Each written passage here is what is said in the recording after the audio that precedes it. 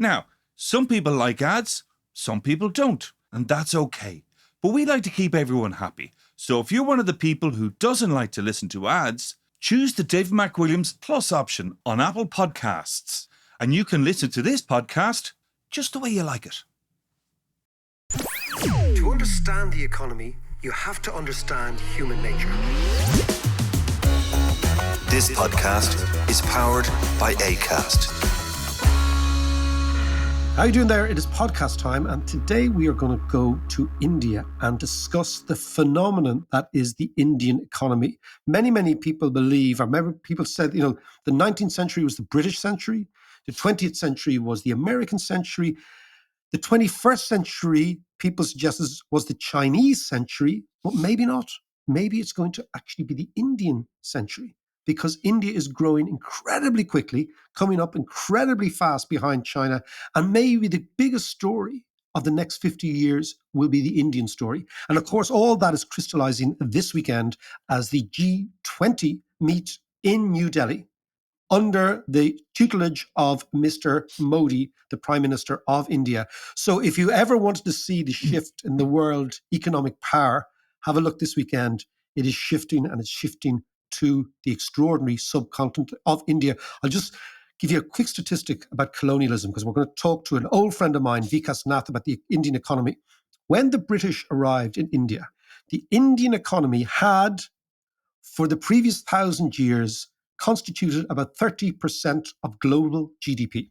30% of global GDP. In fact, Pliny the Elder used to write complaining about the fact that the Romans were doing too much trade with the Indians back then, and the Indians were basically given the Romans had nothing to sell to the Indians because they were so sophisticated. So for all of economic history, India constituted 30% of global GDP until the British arrived. When the British left in 1947, what was the Indian contribution to global GDP? 3%. Wow. They completely destroyed and looted the country. It's no surprise that the word loot in English is an Indian word, because that's exactly, to loot is an Indian word.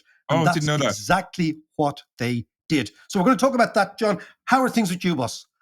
Well, you know me, I don't like to complain, but I've had a really, really bad dose of allergy all week. I've had a septic tonsils. Well, I don't have tonsils because they were whipped out when I was 17.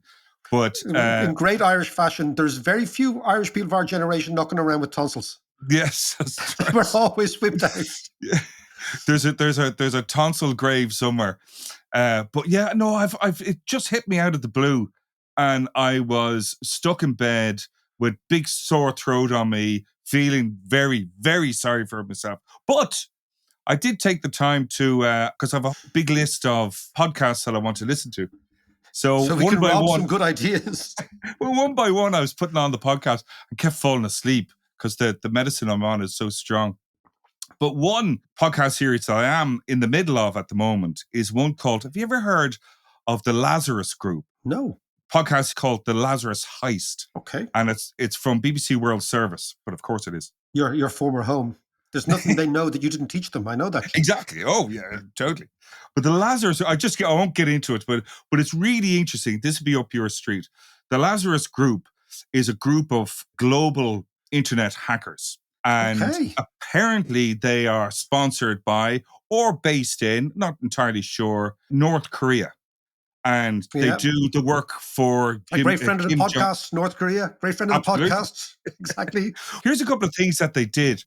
They first kind of came to prominence in 2014. When, do you remember, Seth Rogen, the filmmaker, comedian filmmaker? And I know the name, but I haven't a clue what it even looks like. He made that movie called The Interview, which was all about him interviewing Kim Jong-un, but the CIA get him to assassinate him while he's interviewing. And that went out, and Kim heard about it, saw the movie, didn't like it, and he directed Lazarus Group onto Sony movies. Sony I remember they hacked Sony. They hacked them, they shut them down, they stole all their scripts, their assets, all their digital assets. Amazing stuff. Fast forward a couple of years, the other thing they did, which I think was amazing, is they didn't fully succeed, but they tried to rob the Bangladesh Central Bank of their central funds, which was $1 billion, which was sitting in the Wow. New York Fed.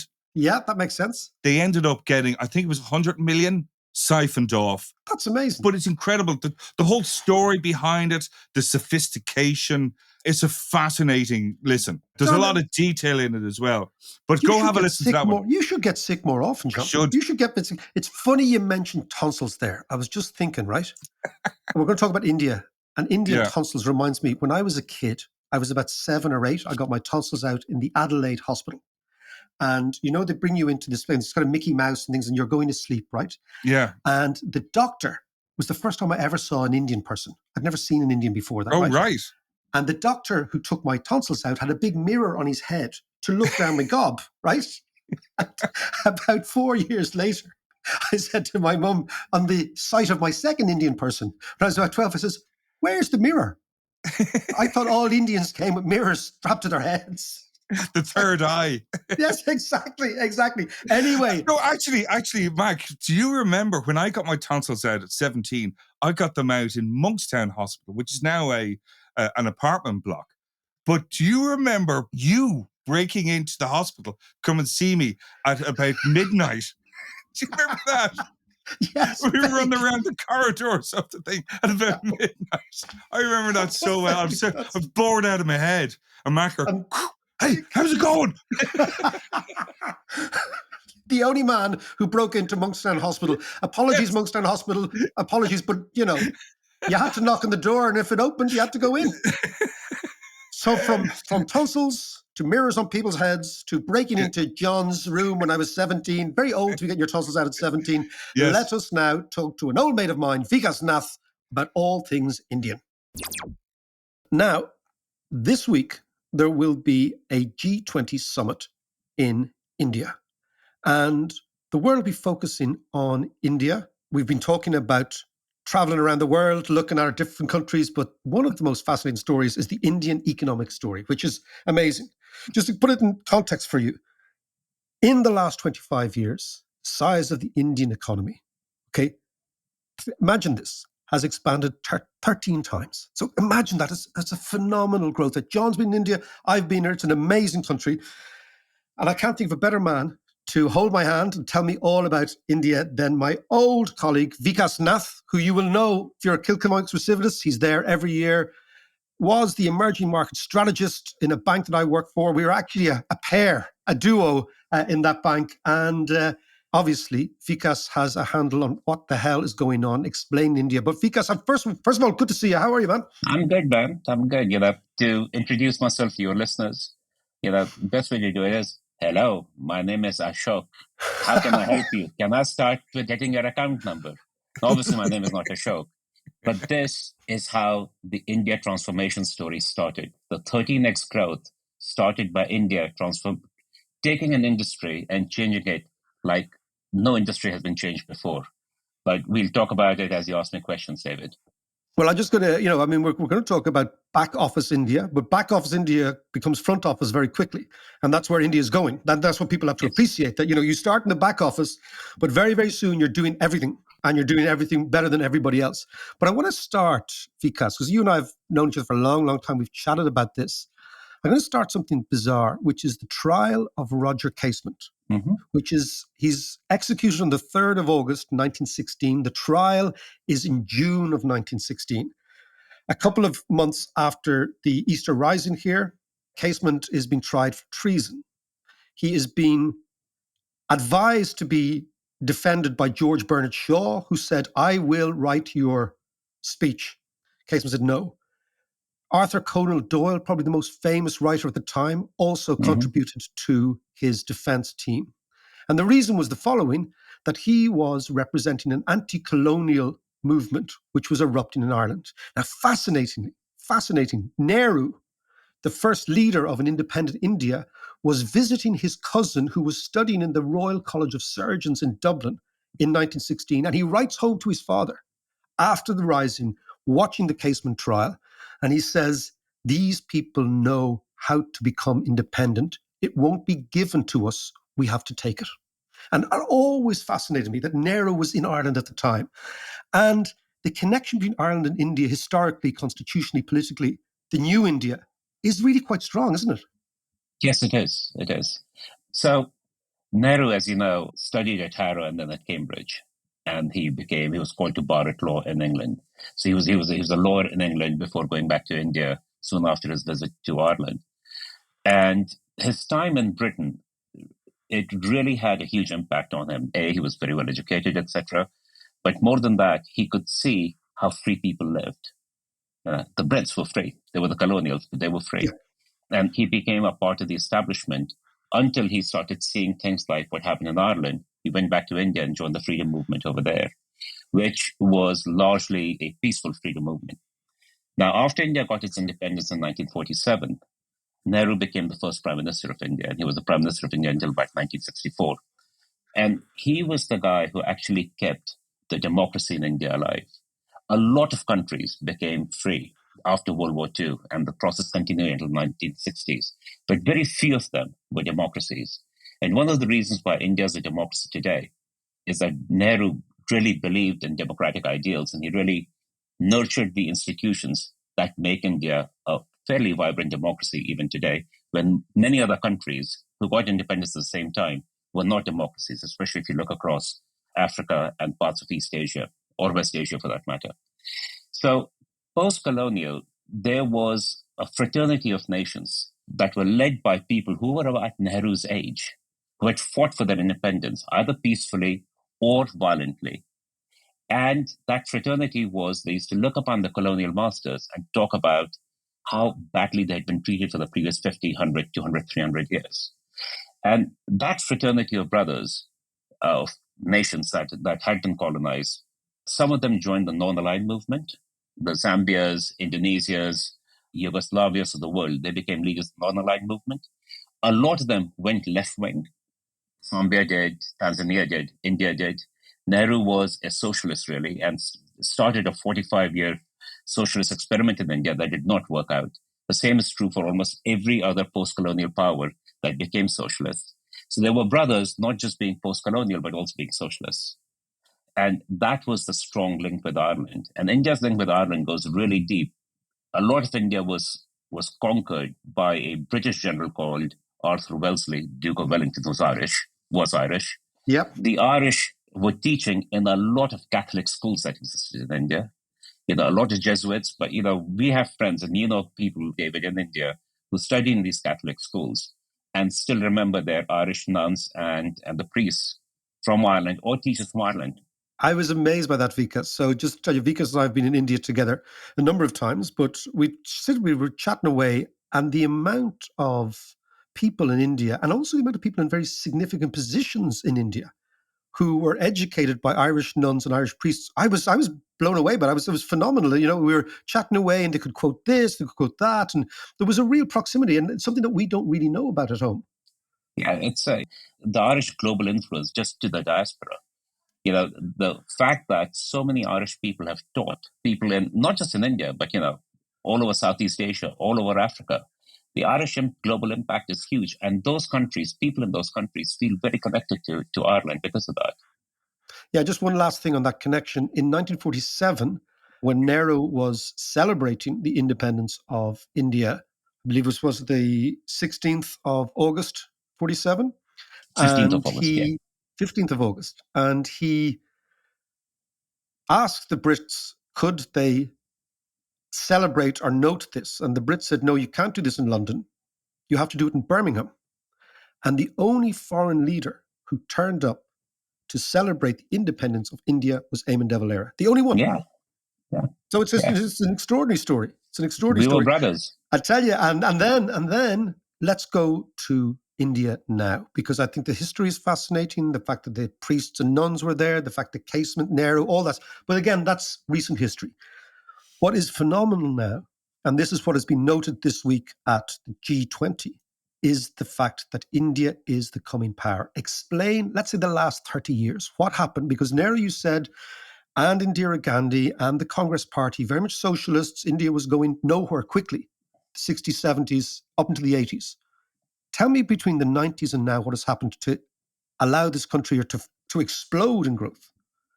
So, quick background, 30-second background. Nehru inherited a post-colonial economy. The post-colonial economy was largely run by private companies, British-owned but private companies. Nehru started a process of nationalization, and he kept nationalizing. His daughter, Indira Gandhi, who took over from a couple of years after he died, continued that process. And by about mid-1970s, India was a completely socialist country. It was a mixed economy. There were a few private firms, but it was a socialist country. And then it made the mistake of starting to borrow. So you'd remember in late 1980s, Brazil and Mexico both had huge foreign debt crises. And they were the most indebted, foreign indebted emerging market countries. India was a very close third. India had borrowed massively during the 1980s, 70s also, but massively during the 1980s. And India had to go to the IMF in 1991. And a part of the IMF program, while the Indian government never uses the word IMF, they say this was our own way of transforming and liberalizing India. They liberalized India in 1991. And they started taking away the socialist shackles. And capitalism, and Indians were good capitalists and good entrepreneurs. They started coming to the fore and they started new industries, etc.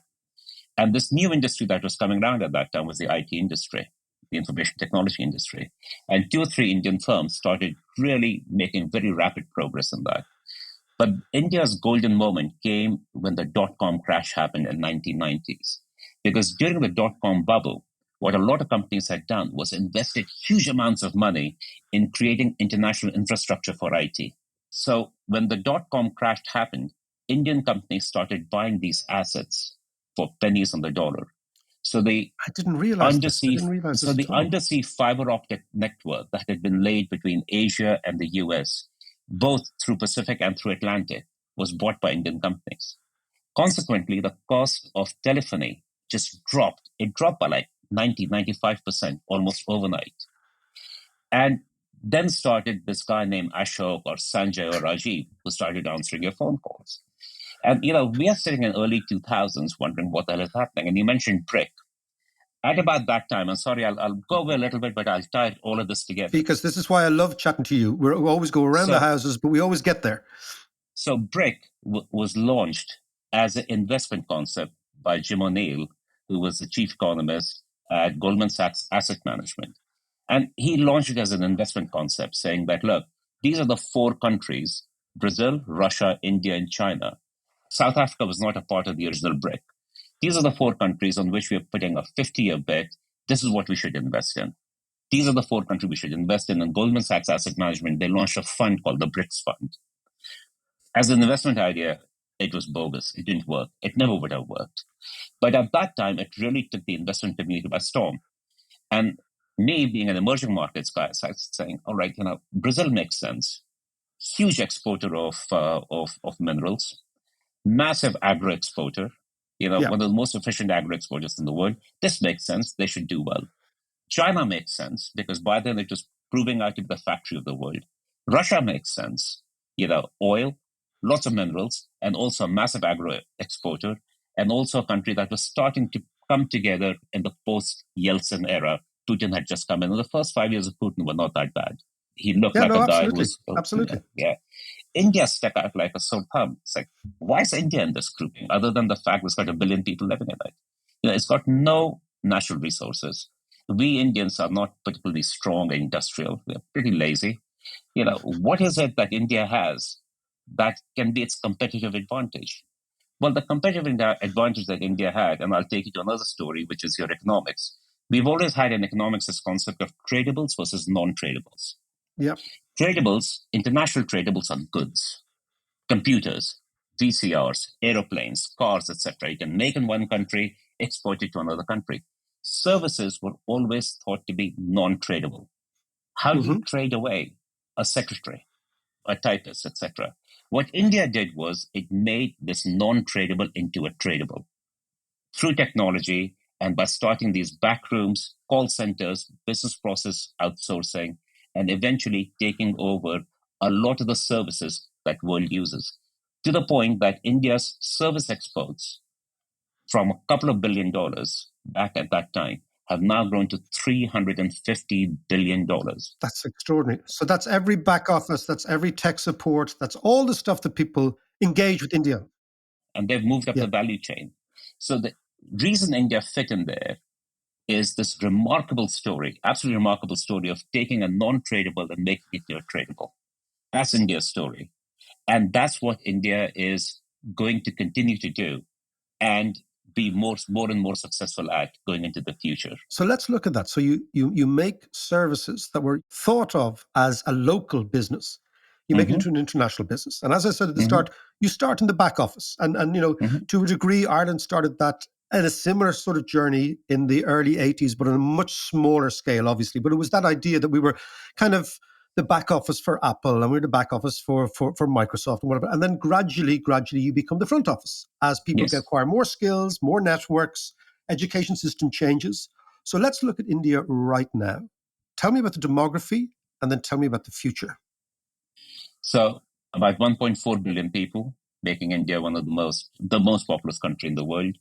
GDP of about 3.6 trillion in nominal terms, not in the PPP terms, making it the fifth largest economy in the world.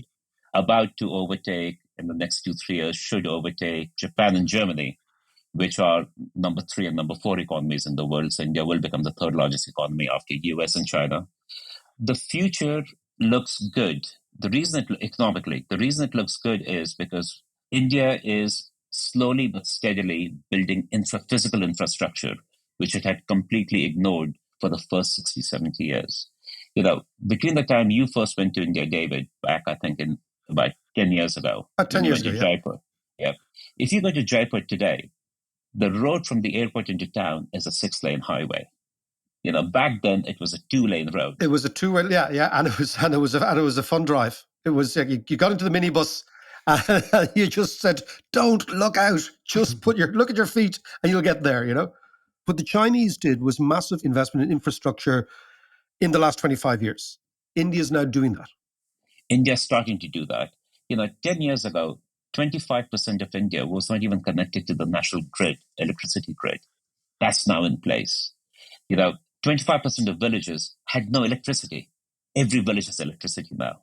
Half the population, especially that lived in rural areas, had no toilets. They used to go out and use the fields. That doesn't happen anymore. And these are all transformations that have happened in the last 5-10 years.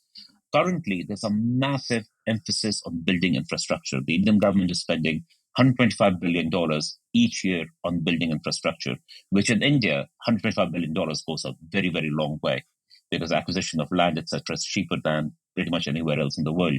So if this process continues, India should become a reasonably good manufacturing base also, primarily because of a huge domestic market.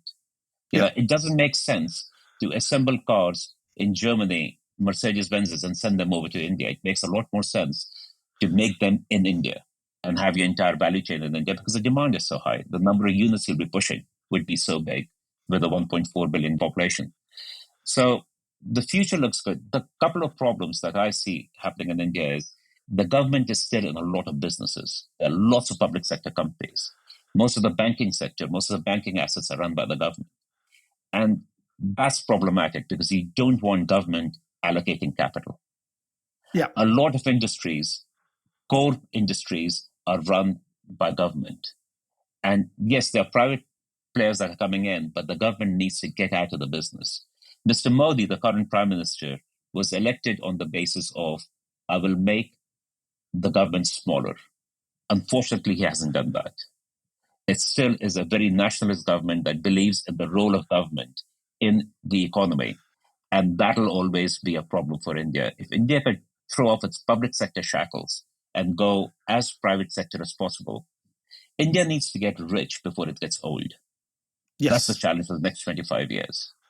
Yeah, China is getting old before it's become really rich. China's GDP per capita is the same as about Turkey, same as about Brazil. It's not very different from them, but it's getting old. We need to get rich before we get old. And we have a window of about 25 to 40 years to be able to do that. To get rich, India needs to expand 20-fold, 30-fold from where it is right now. Wow. So the challenge is still enormous. The challenge is enormous. But India has proven that it can grow 13-fold in 25, 30 years. During the same period that India grew 13-fold, China grew more than 20-fold. So it can be done. It can be done.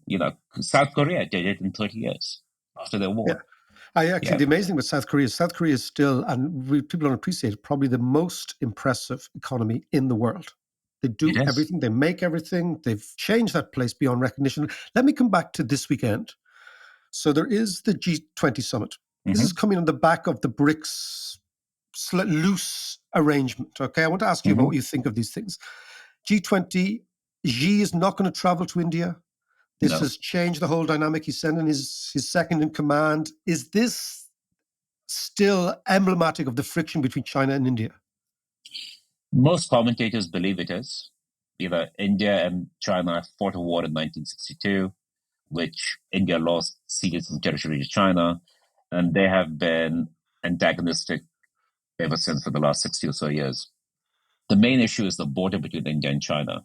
There was a treaty between British India and the government of Tibet in the 1880s that did not define the border very well. China invaded Tibet, absorbed Tibet as a part of China, and that border still remains in dispute.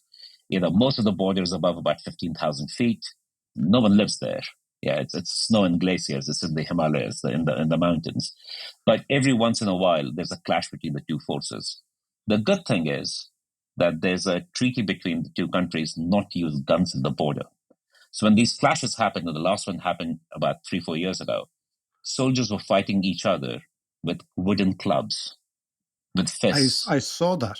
With knives. There were no guns fired. If guns had been fired, it would have escalated very, very, very rapidly. And for the last 3-4 years, they've been talking to de-escalate tension. Both sides are naughty. Yeah, and they're playing games, and but it's a frozen conflict, and it's low level, and it's not going anywhere. It is a frozen conflict, no pun intended. It's temperature up there is always below zero. Yeah, now let's tell me about the BRICS. In the last couple of weeks, there's been lots of talk, lots of commentary about what this loose arrangement may be. We talked earlier on about the anti-colonial movement, which was, again, a loose sort of confederation of people who had suffered something similar, and that's what unified us. So, as you said, it went from Zambia, the ANC in South Africa, the Congress Party in India, the Fianna Fáil Party in Ireland, all these, the Fine Gael, the founding fathers, so to speak. Tell me, what do you make of this new BRICS arrangement? And are you skeptical? Are you enthusiastic? Can it go something? Is it an anti-NATO thing? Is it anti-American? What do you think it is? Well, firstly, I don't think much of it. I'm more than skeptical. It's an investment idea gone bad, seized by a few countries, and they're now trying to expand it. They call it BRICS. They've just admitted 4 or 5 more members. I have no idea what these countries have in common. They have absolutely nothing in common. They keep talking about a BRICS currency. Ain't ever going to happen. I mean, we can go into it, but that's an entire podcast in itself. There's a BRICS bank that's been established, which is now led by Dilma Rousseff, who used to be the president after Lula in Brazil. It's based out of Shanghai. It's done in about 10 years. It's done about $30 billion in lending. It lends out $3 to $4 billion or $5 billion a year, the amount that JP Morgan lends out in about half a day. And also to more than half the world's population. Yes, but it's not a big bank. I know. So, I think it's all talk, and I don't think much will come off it. It'll fall apart. And is India taking it seriously, or are the Indians just going along for the ride? Indians are going along for the ride. They pay lip service to it. The bank's interesting because you might be able to get some cheap financing for Indian infrastructure. But beyond that, I think India's paying a lip service to it. So just before we go, Vikas, what does an India look like on your long-term forecast in, let's say, 2030? Because it's quite close, but it's sufficiently far away. So by 2030, India would be a top 3 economy. The GDP would have gone from about 3.6 trillion today to about 5, maybe a little bit beyond that. If the infrastructure investment continues, the manufacturing side of India and the manufacturing export side of India would be exploding.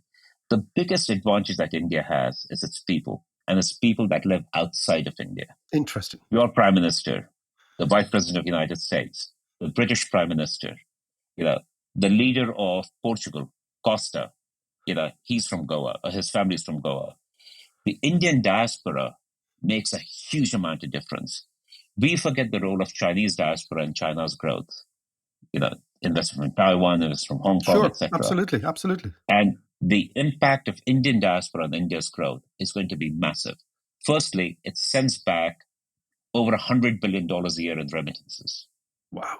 Secondly, other than these leaders, if you look at companies, Indian diaspora has been phenomenal. I mean, Google, Microsoft, IBM, Adobe, Starbucks, Novartis, SoftBank Vision Fund, Diageo, all of these guys have recently had, Deutsche Bank recently had CEOs who were born in India. Not Indian Americans or Brit Americans or German Americans. Actually, people born in India had gone over with connections in India. So as long as this diaspora is in place, they will keep investing in India. They will direct a lot of investment towards India because now India is responding by investing in itself also. And it's very difficult to figure out how this will play out. But I think it'll play out really well, and India will keep rising and probably will not get rich before it gets old, but will be reasonably high income before it gets old, 40, 50 years from now. I'm very positive. I'm a bull. Brilliant. Listen, Vikas, we will leave it there. I will see you at Kiltonomics, as always. Yeah. We will use and abuse you. We'll have you in all sorts of panels, and you'll go back feeling rejuvenated on the Sunday night. Thank you so much.